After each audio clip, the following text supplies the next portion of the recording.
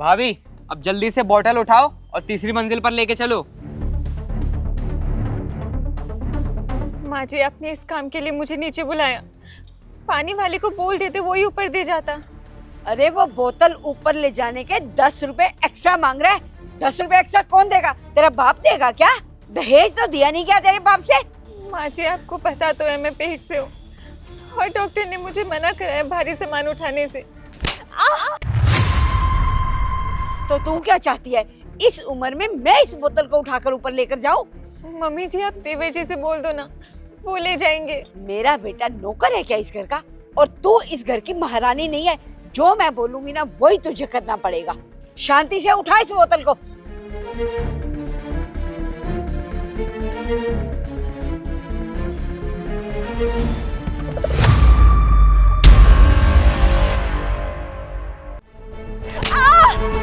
बहुत ड्रामे करती है ये लड़की। 5 मिनट के अंदर ना ये बोतल ऊपर लेकर आ जाना, वरना घर में आने की जरूरत नहीं है। चल बेटा।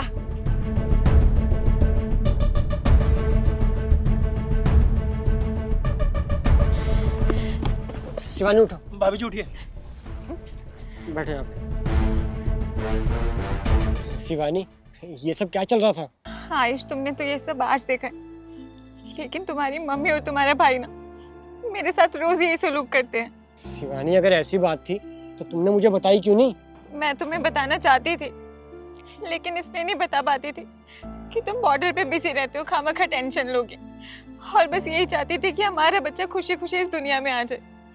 लेकिन तुम्हारी मम्मी और तुम्हारे भाई को ये सब मंजूर ही नहीं है। अच्छा, ऐसी बात है। कोई बात नहीं, तुम चलो मेरे साथ। आज मैं सारी मुसीबत की जड़ी खत्म कर दूंगा।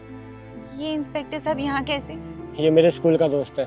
जब इसको पता चला कि मैं वापस आ रहा हूँ तो मुझे पिक करने बस स्टैंड पे आया था। और तुम ये सब छोड़ो, तुम चलो ऊपर। बेटा तू इतनी जल्दी कैसे आ गया?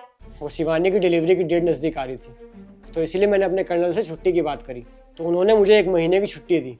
और आप ये छोड़ो, आप दोनों तो मुझे ये बताओ कि मेरी बीवी से इतनी भारी पानी की बोतल क्यों उठवा रहे थे, जबकि आप दोनों अच्छे से जानते हो कि डॉक्टर ने इसको आराम करने को बोला है।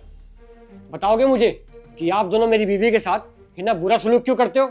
जब सच्चाई सामने आ गई है तो छुपाना क्या? तूने लव मैरिज की थी ना, और मैं तेरी लव मैरिज के सख्त खिलाफ थी। मैं नहीं चाहती थी कि तू इस लड़की से शादी करे, और ये तो हमारी कास्ट की भी नहीं है। मैं चाहती थी कि तू मेरी पसंद की लड़की से शादी करे। तुझे तो क्या है, तू तो बॉर्डर पे चला जाता है और सारे समाज के ताने मुझे सुनने पड़ते हैं। तू मुझे एक बात बता, हमारे परिवार में आज तक किसी ने लव मैरिज की है? और तूने की भी तो इस नीची जात की लड़की से।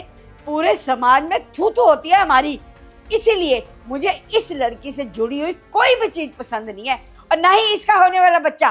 क्या? अरे मम्मी, आपको दिक्कत ही क्या है हमारी लव मैरिज से? शिवानी आपको मारती पीटती है या आप दोनों को खाना नहीं देती? अरे जो एक संस्कारी बहू को करना चाहिए सब तो करती है, लेकिन उसके बाद भी आप उसके साथ ये सब करते हो। क्यों? क्योंकि वो नीची जात से है।